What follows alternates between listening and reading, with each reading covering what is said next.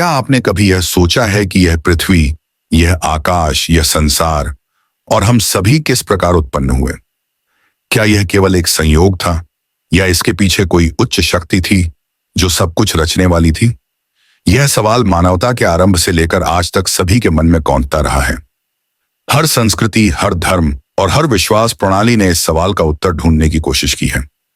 Bible के उत्पत्ति ग्रंथ जेनेसिस में संसार की सृष्टि के बारे में बहुत ही रहस्यमय और गहरे तरीके से वर्णन किया गया है।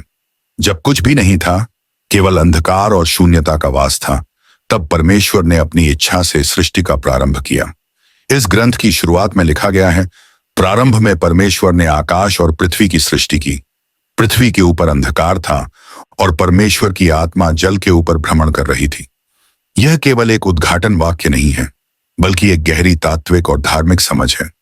परमेश्वर ने जब पहली बार कहा, हो जाए रोशनी, तत्काल अंधकार को हराकर रोशनी का आगमन हुआ और तब से सृष्टि की शुरुआत हुई।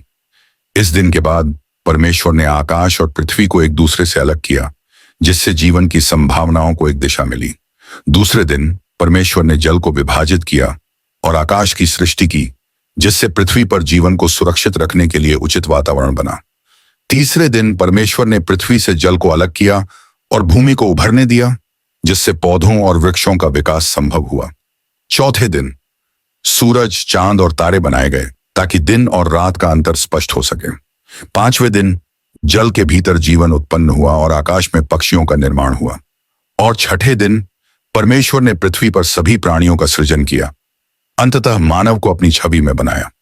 मानव का निर्माण परमेश्वर के इस सृष्टि कृत्य का सबसे महत्वपूर्ण और रहस्यमय भाग था। बाइबल के अनुसार परमेश्वर ने कहा, हम मनुष्य को अपनी छवि के अनुसार बनाएंगे। यह छवि केवल भौतिक रूप में नहीं थी, बल्कि एक दिव्य और नैतिक रूप में थी। मानव को सोचने, समझने, निर्णय लेने और अपने कर्मों के लिए जिम्मेदार ठहराने की क्षमता दी गई थी। परमेश्वर ने मानव को पृथ्वी का रक्षक बनाया, जिससे यह स्पष्ट हो गया कि पृथ्वी पर जीवन केवल मनुष्य के कारण ही संभव था और उसका कर्तव्य था कि वह इस जीवन को संभाले और संरक्षित रखे। लेकिन यहाँ एक गहरा रहस्य छिपा है। जब भगवान ने मानव को अपनी छवि में बनाने का निर्णय लिया, तो क्या इसका कोई विशेष उद्देश्य था? क्या भगवान ने इसे केवल सृष्टि के संतुलन के लिए किया, या फिर इस निर्माण के पीछे कुछ और था जो हम अभी तक नहीं समझ पाए हैं? मानव के भीतर जो सोचने और समझने की शक्ति दी गई थी, क्या वह केवल उसकी जिम्मेदारी थी, या फिर उसे अपने जीवन के उद्देश्य को ढूंढने के लिए एक मार्गदर्शन भी प्रदान किया गया था? यह सवाल न केवल धार्मिक दृष्टिकोण से महत्वपूर्ण है, बल्कि यह आज भी हमारे अस्तित्व से जुड़ा हुआ है।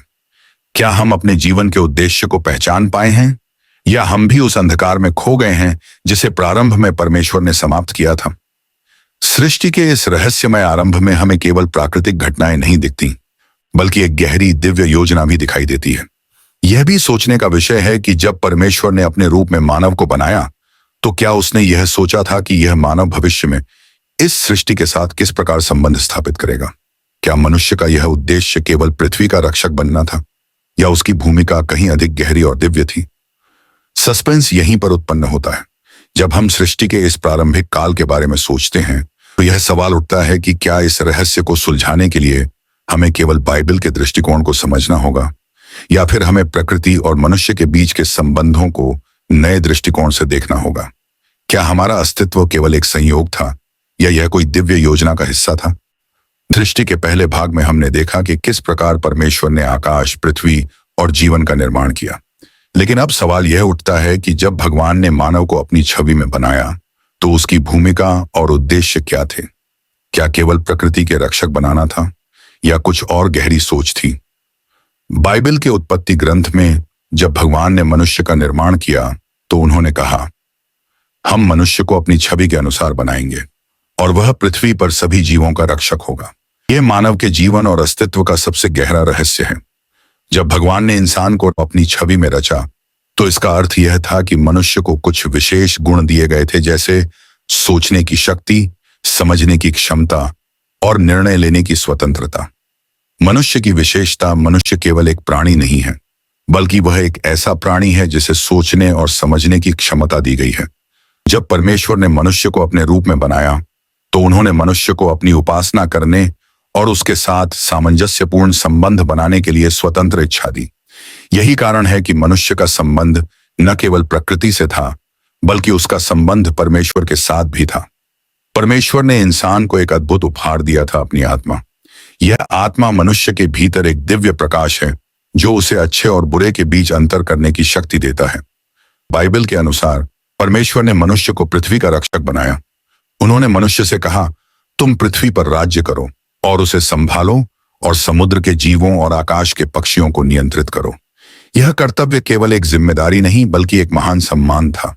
परमेश्वर ने मनुष्य को पृथ्वी के सभी प्राणियों पर अधिकार दिया, लेकिन साथ ही यह भी कहा कि मनुष्य को इस अधिकार का सही उपयोग करना होगा। यहां पर एक गहरा प्रश्न उठता है, क्या मनुष्य ने अपनी इस जिम्मेदारी को सही से निभाया? क्या उसने पृथ्वी की देखभाल की जैसा कि उसे निर्देशित किया गया था? क्या उसने अपनी शक्ति का दुरुपयोग नहीं किया और प्रकृति को नुकसान पहुंचाया? इस सवाल का उत्तर आज भी हमारे सामने है। मनुष्य और प्रकृति का संबंध, बाइबल यह सिखाती है कि इंसान का संबंध केवल परमेश्वर से ही नहीं है, बल्कि उसका प्रकृति से भी गहरा संबंध है। मनुष्य को यह समझाया गया कि वह सिर्फ प्रकृति का पालनहार नहीं है, बल्कि उसे प्रकृति के साथ सामंजस्य में रहना होगा। यही कारण है कि बाइबल में कई बार यह कहा गया है कि जो पृथ्वी पर है वह परमेश्वर का है। परमेश्वर ने सब कुछ अपनी योजना के तहत बनाया और मनुष्य का कर्तव्य था कि वह इसे संभाले, न कि इसका शोषण करे। यह न केवल धार्मिक दृष्टिकोण से महत्वपूर्ण है, बल्कि पर्यावरणीय दृष्टिकोण से भी बेहद प्रासंगिक है। मनुष्य की स्वतंत्र इच्छा और इसका परिणाम, जब भगवान ने मनुष्य को अपनी छवि में बनाया तो उसे एक और महत्वपूर्ण उपहार दिया, स्वतंत्र इच्छा। यह स्वतंत्रता ही मनुष्य की सबसे बड़ी विशेषता है, लेकिन यही स्वतंत्रता कभी कभी उसे गलत रास्ते पर भी ले जाती है। मनुष्य को अपनी इच्छाओं और आस्थाओं के आधार पर चुनने का अधिकार था, लेकिन वह यह भी जानता था कि उसके निर्णयों का असर न केवल उसकी जिंदगी पर बल्कि पूरी पृथ्वी पर पड़ेगा। जब बाइबल में यह कहा गया कि तुम अपने कर्मों के लिए जिम्मेदार हो, तो यह केवल एक नैतिक उपदेश नहीं था, बल्कि यह एक चेतावनी थी। अगर मनुष्य अपनी स्वतंत्र इच्छा का सही उपयोग करता तो वह एक आदर्श रक्षक और पालनहार बन सकता था, लेकिन अगर उसने इसका दुरुपयोग किया तो परिणाम विनाशकारी हो सकते थे।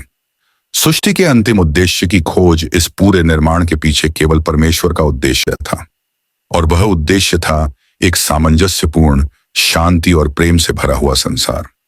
परमेश्वर ने मनुष्य को यह जिम्मेदारी दी थी कि वह पृथ्वी को न केवल उपभोग के लिए, बल्कि परमेश्वर की महान योजना का हिस्सा बनने के लिए संरक्षित करे। सस्पेंस और रहस्य, हम अब तक यह समझ पाए हैं कि मनुष्य का निर्माण न केवल पृथ्वी का रक्षक बनने के लिए था, उसे परमेश्वर से एक विशेष संबंध स्थापित करना था। लेकिन क्या हम अब तक इस संबंध को पूरी तरह से समझ पाए हैं? क्या मनुष्य ने अपने उद्देश्य को समझा और निभाया है, या हम अब भी भूल रहे हैं कि हमारा वास्तविक उद्देश्य क्या है? यह सवाल अब भी हमारे सामने है। मनुष्य के अस्तित्व का उद्देश्य केवल पृथ्वी के कर्तव्य को निभाना नहीं था, बल्कि उसे परमेश्वर के साथ एक दिव्य संबंध बनाना था। क्या हम इस उद्देश्य को समझने और पूरा करने में सफल हुए हैं? अब तक हमने देखा कि किस प्रकार परमेश्वर ने सृष्टि की शुरुआत की और मनुष्य को अपनी छवि में रचकर उसे पृथ्वी का रक्षक बनाया। लेकिन यह सवाल अब भी बना हुआ है कि मनुष्य ने इस जिम्मेदारी को किस हद तक निभाया और क्या उसने अपनी भूमिका सही ढंग से समझी। बाइबल हमें बताती है कि मानवता के लिए परमेश्वर ने न केवल प्रकृति को संभालने की जिम्मेदारी दी, बल्कि उससे कहीं अधिक महत्वपूर्ण कर्तव्य यह था कि वह परमेश्वर के साथ अपना संबंध बनाए रखे। मनुष्य का पतन और परमेश्वर से दूरियां, जैसे जैसे समय बीता, मनुष्य ने अपनी स्वतंत्र इच्छा का दुरुपयोग करना शुरू कर दिया।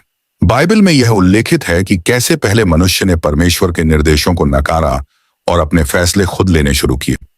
आदम और हव्वा की कहानी हमें यह बताती है कि जब मनुष्य ने परमेश्वर के आदेश को चुनौती दी और ज्ञान का वृक्ष खाया, तो उसे न केवल आत्मीय रूप से परमेश्वर से दूर होना पड़ा, बल्कि पृथ्वी पर भी उसका कर्तव्य उलटने लगा। परमेश्वर से यह दूरी न केवल उसकी आत्मा की शांति को छीनने वाली थी, बल्कि उसने जिस प्रकृति को संभालने का दायित्व लिया था, उसे भी नष्ट करना शुरू कर दिया। इस घटना को मनुष्य का पतन कहा जाता है, जो बाइबल के अनुसार मनुष्य के जीवन का सबसे गहरा मोड़ था। यहीं से वह गहरी खाई पैदा हुई जिसने मनुष्य को उसके मूल उद्देश्य से भटका दिया। मनुष्य को उसकी स्वतंत्र इच्छा दी गई थी, लेकिन उसने इसका गलत इस्तेमाल किया और परिणाम स्वरूप उसे परमेश्वर से अलग कर दिया गया। मनुष्य की खोज और उद्धार की आवश्यकता यह समझने के लिए कि यह पतन क्यों हुआ, हमें यह देखना होगा कि मनुष्य के अंदर असंतोष और नाश की प्रवृत्ति क्यों उत्पन्न हुई। परमेश्वर ने मनुष्य को अच्छा और सच्चा जीवन जीने का मार्ग बताया था, लेकिन मनुष्य ने अपनी इच्छाओं के चलते उन मार्गों को त्याग दिया। परमेश्वर ने उसे जो उद्देश्य दिया था, उस उद्देश्य को भूलकर उसने स्वार्थ और घमंड के रास्ते पर चलना शुरू कर दिया। बाइबल में यह कहा गया है कि मनुष्य के इस पतन का एकमात्र समाधान उद्धार में छिपा था। परमेश्वर ने फिर अपने पुत्र को भेजने का निर्णय लिया ताकि वह मनुष्यों के पापों का प्रायश्चित कर सके और उन्हें परमेश्वर से पुनः जोड़ सके। यह उद्धार न केवल मनुष्य के व्यक्तिगत जीवन में बल्कि समग्र सृष्टि के लिए भी था। सृष्टि की पुनः स्थिरता। जब हम सृष्टि की शुरुआत को देखते हैं तो यह स्पष्ट होता है कि परमेश्वर ने इसे एक महान उद्देश्य के लिए बनाया था। यह केवल एक प्राकृतिक प्रक्रिया नहीं थी, बल्कि एक दिव्य योजना थी। जब मनुष्य ने अपने कर्तव्यों को छोड़ दिया और अपनी इच्छाओं का पालन किया तो पूरी सृष्टि में एक असंतुलन आ गया। लेकिन परमेश्वर का उद्देश्य कभी समाप्त नहीं हुआ। वह सृष्टि के हर कोने में अपनी शक्ति और उपस्थिति बनाए रखता है। जब परमेश्वर ने उद्धार के लिए अपने पुत्र को भेजा तो यह एक संदेश था कि वह मनुष्य के साथ अपने संबंध को फिर से स्थापित करना चाहता है। यह केवल एक व्यक्तिगत उद्धार नहीं था, बल्कि यह समग्र सृष्टि की पुनः स्थिरता की दिशा में एक कदम था। मनुष्य और परमेश्वर के बीच सामंजस्य की खोज अंतिम चरण में। यह समझना महत्वपूर्ण है कि परमेश्वर ने मनुष्य को अपनी छवि में क्यों बनाया था। उसकी यह छवि केवल शारीरिक नहीं थी, बल्कि यह आत्मिक और मानसिक रूप से भी थी। जब मनुष्य परमेश्वर के मार्ग से भटकता है तो वह न केवल अपने जीवन से शांति और संतुलन खोता है, बल्कि वह अपने आत्मा और प्रकृति के साथ अपने रिश्ते को भी नष्ट कर देता है। आज भी हम देख सकते हैं कि जब हम अपने जीवन में परमेश्वर के दिशा निर्देशों का पालन करते हैं तो हमारे जीवन में शांति और संतुलन आ जाता है। यह सिद्धांत न केवल व्यक्तिगत जीवन के लिए महत्वपूर्ण है, बल्कि यह पूरे समाज और पर्यावरण के लिए भी लागू होता है। हम जितना अधिक अपने कर्तव्यों को समझते हैं और परमेश्वर के मार्ग पर चलते हैं, उतना ही हम सृष्टि के साथ सामंजस्य स्थापित कर सकते हैं।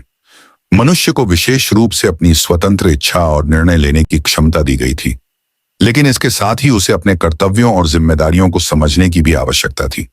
जब मनुष्य ने इन जिम्मेदारियों को नकारा और अपनी इच्छाओं के पीछे दौड़ा तो न केवल उसने परमेश्वर से अपना संबंध खोया, बल्कि पूरी सृष्टि में असंतुलन और विनाश का कारण बना। इसलिए यह समय है जब हम अपने जीवन के उद्देश्य को पुनः समझें और परमेश्वर के साथ अपने संबंध को फिर से जोड़ें।